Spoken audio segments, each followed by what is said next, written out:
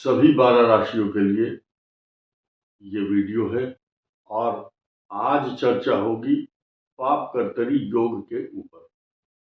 और इसी के साथ साथ इसी श्रृंखला में, क्योंकि इसी सब्जेक्ट से जुड़ा हुआ काल सर्प योग भी बना हुआ है, कब से कब तक रहेगा इसकी चर्चा होगी। लेकिन फिलहाल ये समझिए कि ये 4 ग्रह हैं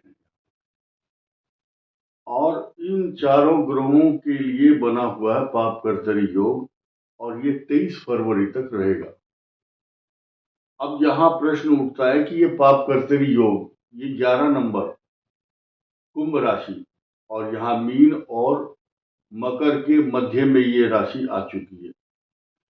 अब सवाल ये उठता है कि ये राशि हर 12 राशियों के किन्हीं स्थानों पर तो होगी ही, जैसे कि मेष के लिए 11th और मीन के लिए 12th, मकर के लिए 2nd हाउस और कर्क के लिए 8म भाव।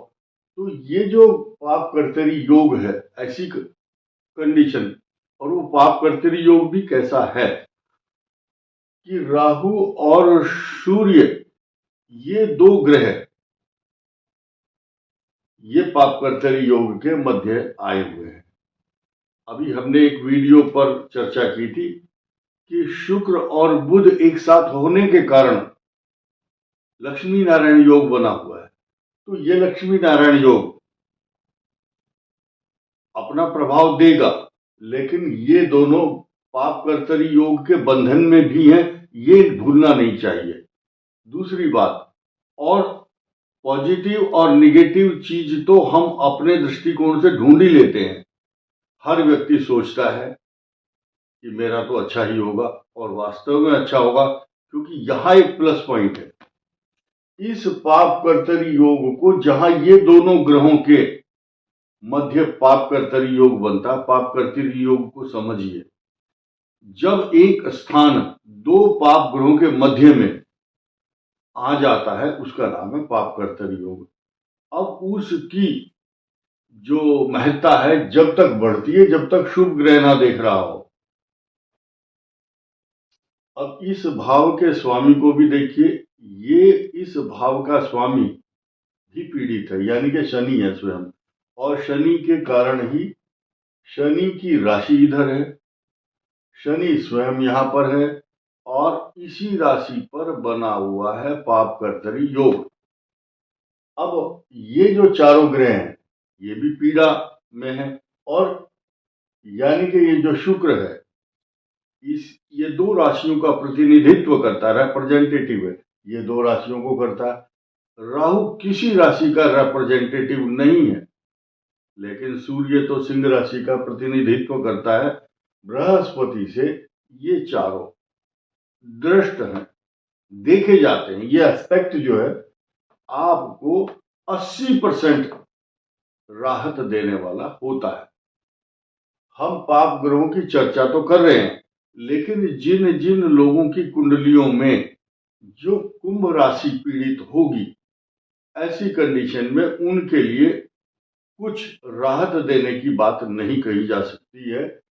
अब हम एक एक चीज को क्लियर करने की कोशिश करेंगे कि हमने बताया कि मीन राशि पीड़ित है क्योंकि इस राशि का स्वामी है शनि, और यही स्वयं अपनी ही राशि के लिए कष्टदायी बना हुआ, क्योंकि यहां से 12th हाउस है, ये 12वां भाव है और यहां से 2nd भी है। अब मंगल का यहाँ रोल बहुत बड़ा है। मंगल प्राक्रमेश है, द्वादश चला गया। मंगल 10म भाव सामाजिक प्रतिष्ठा, न्याय, नौकरी, पिता, कई स्थानों का प्रतिनिधित्व करता। अब ये कारक बन चुका है, यानी कि दर्द देने वाला ग्रह ये है, और दर्द ये भी देता है। मीन पर इनकी स्थिति बहुत अच्छी नहीं कह सकते। तो ये एक सामान्य समीकरण आपको दिखाई दे रहा है। 23 फरवरी को ये पाप कर्तरी योग समाप्त हो जाएगा। फिलहाल हम एक एक राशि पर चर्चा करेंगे। मेष राशि का जहां लाभ स्थान है, ये पाप कर्तरी योग रिसोर्सेज ऑफ इनकम का कारक है। 4 ग्रह हैं, लेकिन पाप कर्तरी योग में होने के कारण जिस प्रकार की एक्सपेक्टेशन, अपेक्षाएं आप रख रहे हैं कि इतने अवधि में इस तरीके से ये लाभ होना चाहिए, वो लाभ में ये कमी करता है, न्यूनता लाता है। अब ये तो सबके समीकरण अलग अलग होंगे कुंडली के। आपकी दशा कौन सी चल रही है, किस भाव के स्वामी की दशा है, और वो ग्रह किस मूल त्रिकोण में है, शत्रु राशि में है, या किस ग्रह से, पाप ग्रह या शुभ ग्रह से दृष्ट है। ये एक सबके लिए फार्मूला है। ऐसे ही वृषभ राशि का ये 10th हाउस हो गया। अब 10th हाउस में यहां राहु और केतु की जो पोजीशन है पहले से ही पीड़ादायक है। इस भाव पर यानी कि वृषभ के चतुर्थ पर किसी शुभ ग्रह की दृष्टि नहीं है। इसका अर्थ क्या माना जाए, तो यानी कि चतुर्थ भाव पशु, माता, मित्र, मकान, सवारी, निर्माण कार्य तथा घरेलू अशांति, और जो केतु है ये डिटैचमेंट का कारक बनता है, यानी कि वृषभ राशि को घर से अलग करवाना चाहता है। और पूर्व जन्म की जो समस्याएं हैं, मकान, जमीन, सवारी, प्रॉपर्टी को लेकर के, उनको उनसे चिंताग्रस्त कराता है, उन समस्याओं की तरफ ध्यान खींचता है। आज की तारीख में 2 राशियां बहुत विशेष हैं, सिंह और वृषभ। वृषभ राशि चतुर्थ भाव में केतु को लेकर के परेशान है, और केतु स्वयं सिंह राशि को पीड़ा दे रहा है। इसका नंबर अभी आएगा। अब मिथुन पर आ जाते हैं।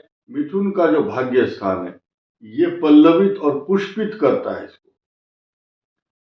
अगर कोई ज्यादा सेफ राशि है तो मिथुन है, क्योंकि यहां प्लस पॉइंट मिल रहा है गुरु का, और ये भाग्य स्थान भी है। इस राशि का स्वामी स्वयं यह है, तो नो डाउट मिथुन को सबसे ज्यादा नंबर मिलते हैं इस मामले में। अब कर्क पर आइए। कर्क का अष्टम भाव है ये पाप कर्तरी योग, तो यानी कि ना तो इधर चैन है ना उधर चैन है। बृहस्पति लाभदायक नहीं है। अष्टम भाव का स्वामी स्वयं पीड़ित है, और यहां से सप्तम भाव पर मंगल नीच दृष्टि से देखता है इस राशि को। बृहस्पति 12th, और ये अष्टम भाव में गुप्त चिंताओं का कारक और कारण बने हुए हैं। ये सूर्य, शुक्र, राहु, पहले से ही जिस राहु के कारण मन व्यथित था, अशांति थी, दर्द था पैरों में या परिवार में, गुप्त चिंताएं, अशांति, टेंशन, उसको दर्द को बढ़ाने के लिए दर्द निवारक दवा नहीं बना, बल्कि दर्द को ये बढ़ाया है इसने, सूर्य ने। और शुक्र, बुध, इनके जो सक्रिय होने की जो टेंडेंसी है उस पर फिलहाल रोक लगी हुई है, क्योंकि पाप कर्तरी योग के कारण ये पोजीशन बहुत अच्छी नहीं कह सकते। अब नई बात पर आ जाइए। नई बात क्या है, सिंह राशि। सिंह राशि का प्लस पॉइंट पहले सारा ढूंढते हैं। इनकम हाउस वेरी गुड, आमदनी का जरिया, पैसे का, धन एकत्र करने की जो चेष्टाएं हैं वो उनको बल मिलता है। ये आइसोलेटेड कराता है, केतु डिटैच कराता है संसार से। तो ऐसा मन में सोचता है संसार में कुछ नहीं रखा, संसार में कोई किसी का नहीं है, सब अपने अपने मतलब के हैं, और मैं एकांत में चला जाऊं, निर्जन स्थान, एकांत, पर्वत, पहाड़, कंदराओं में, गुफाओं में, या तपस्या करूं, धन दौलत मेरे पास जो पैसा मैं गरीबों को बांट दूं, इस टाइप की भावनाएं सक्रिय होती है केतु, क्योंकि उसको अंधकार दिखाई देता है चारों तरफ से केतु को। तो अपना प्रभाव, जैसा रंग है वैसा ही संग है, जैसी दृष्टि है वैसी सृष्टि बनाना चाहता है केतु इस सिंह राशि की। तो अब एक तो ये बात वैराग्य की बात करता है, फिर ये मैरिज लाइफ को इतने सारे ग्रहों के कारण कुछ सुख भी दे रहे हैं, यानी कि बीच बीच में जब दाम्पत्य जीवन में कई प्रकार की आग लग जाती है तो आग को, अग्नि को शमन करने वाले दो ग्रह जरूर हैं, बृहस्पति भी है। यानी कि कुछ सिंह राशि वाले ऐसे हैं, उस दाम्पत्य जीवन में उत्पन्न जो विवाद है उनको संभालने के लिए उनको विवेक, समय समय पर ज्ञान आ जाता है, ये रेमेडी बन जाती है। कन्या, कन्या राशि की जो पोजीशन है एक बड़ी क्लियर है, बहुत साफ है।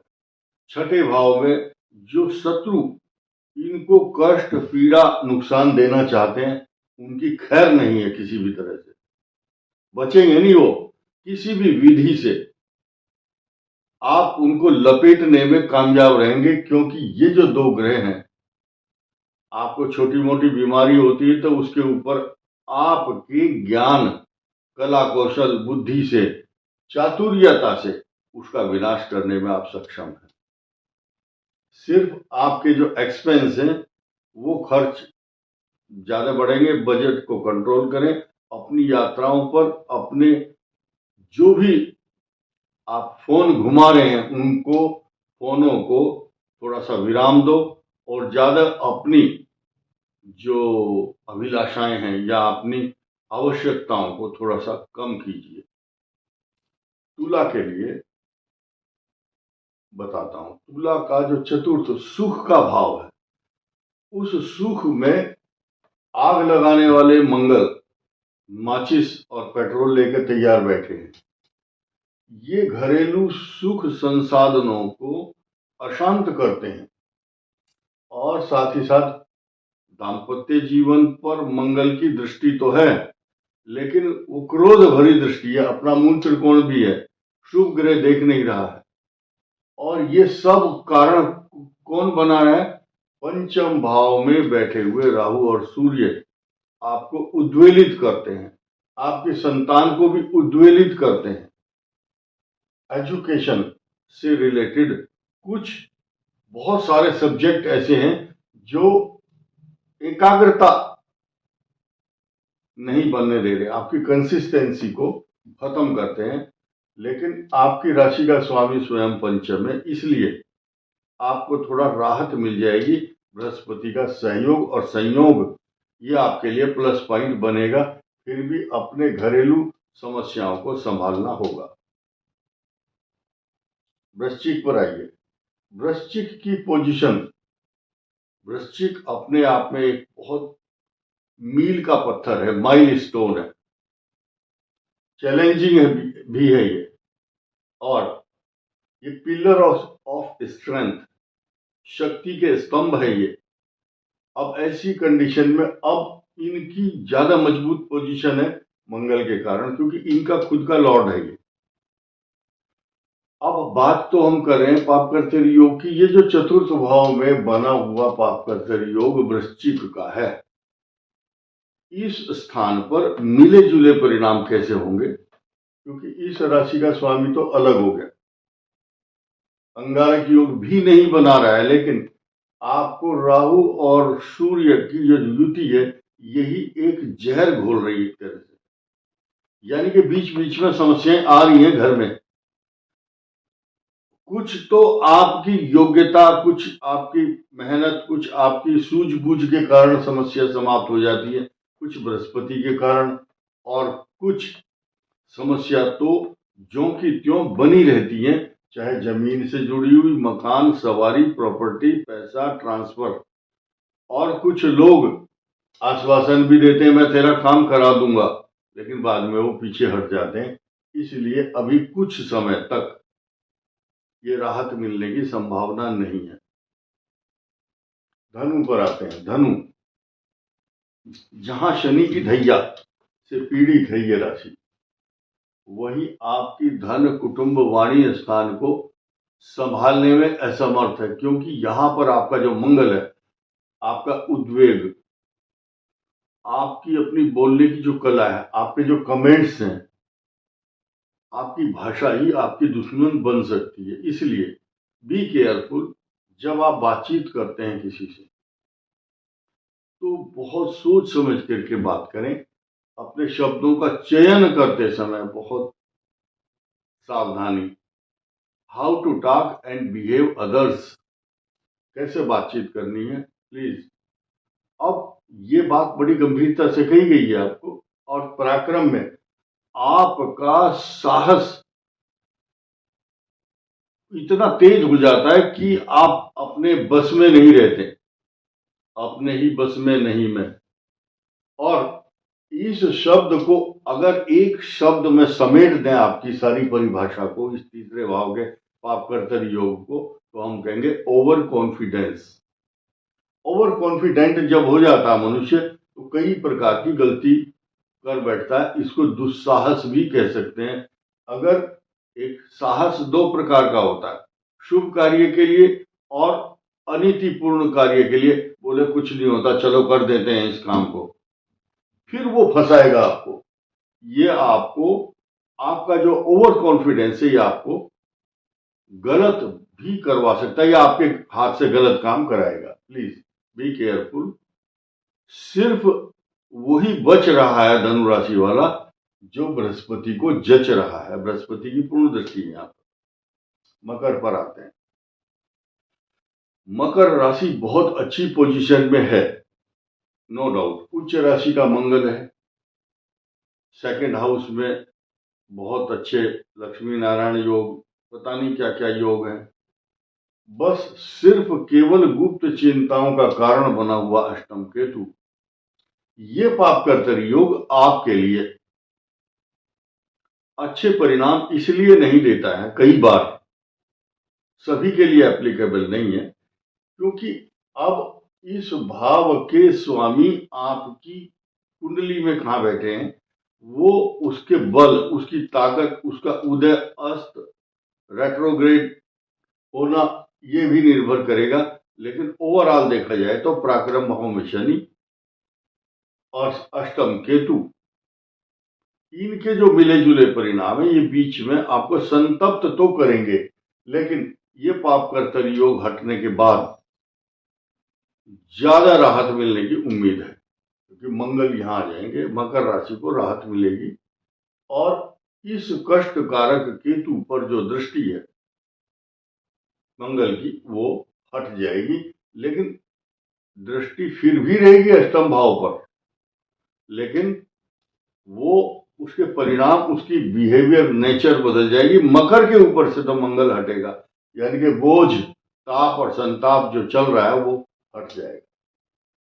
अब आइए कुंभ पर। जिस सम्रांगण, जिस के स्टेडियम में ये खेल खेला जा रहा है पाप कर्तरी योग का, वही राशि का नंबर अब आया है।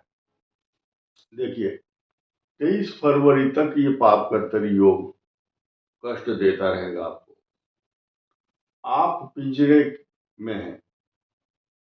पिंजरा, पिंजरे में जैसे तोता या कबूतर या कोई भी पक्षी होता है, तो उसकी स्थिति जो होती है, वो स्थिति इस समय कुंभ राशि की है। इधर इधर बैक और फॉरवर्ड और मिडिल जो एरिया है, यानी कि ना आगे जा सकते ना पीछे, और जहां हैं वहां शांति से नहीं बैठने दे रहे हैं। कौन? राहु और सूर्य। सूर्य शत्रु राशि है और राहु भी सूर्य का शत्रु है। तो ये कंडीशन अच्छी नहीं कह सकते, और ये कंडीशन जब सूर्य तो फिलहाल 13 फरवरी तक यहां रहेंगे, लेकिन जब यहां आ जाएंगे तो ये ज्यादा कष्ट देंगे। Be careful. और 23 फरवरी के बाद यहां राहु मंगल का जो अंगारक योग बन रहा है, तो उस समय आप इससे मुक्त भी हो जाओगे, अच्छी बात है। परंतु ये जो दाम्पत्य जीवन की जो श्रृंखला चल रही है कष्ट की, इस पर विराम 6 दिसंबर 2026 के बाद ही रहेगा। फिलहाल एक नई चीज सुनिए, कुंभ राशि वालों के लिए है कि आपको समय समय पर इस वीडियो को सुनने के बाद ये मत समझो कि आपका सब कुछ खराब ही है, ऐसा नहीं है। जैसे ही आपको कष्ट की अनुभूति होती है, चिंता होती है, तो बृहस्पति की रीति नीति और प्रीति और सिद्धांत है, बृहस्पति देव एकदम वहां पर चट्टान की तरह आकर खड़े हो जाएंगे। किम कुर्वन्ति ग्रहा सर्वे यस्य केंद्रे बृहस्पति, या दूसरा परिवेश क्या है, बृहस्पति जब जिस दृष्टि को अमृत तत्व और प्रेम भरी और सम्मान पूर्वक दृष्टि डालते हैं तो उसको कष्ट नहीं होने देते, ये नियम है। लास्ट मीन पर आते हैं। मीन पर पाप कर्तरी योग नहीं है, लेकिन मीन के लिए द्वादश भाव का जो पाप कर्तरी योग है, ये किसी भी दृष्टि से जस्टिफाई न्याय संगत नहीं कह सकते इसको। यानी कि 12वें भाव जो ज्योतिष शास्त्र में हानि, नुकसान, अशांति, टेंशन और उद्दंडता के साथ साथ उद्वेलित होना, उन्मत्त होना, एक्साइटमेंट, बहुत उत्तेजित होकर के, यानी कि जो मीन राशि का आदमी काम करेगा उत्तेजित होकर के करेगा, जल्दबाजी में करेगा। अब ये भी देखना होगा कि उनकी जो चंद्रमा की जो मानसिक स्थिति है,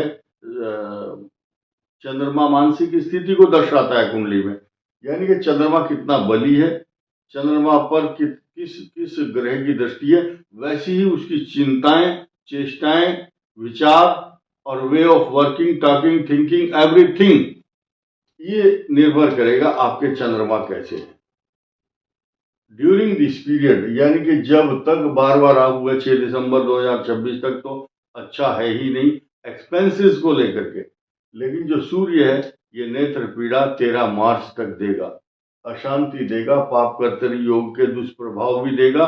राहु मंगल का अंगारक योग मीन के लिए सकारात्मक परिणाम नहीं देगा।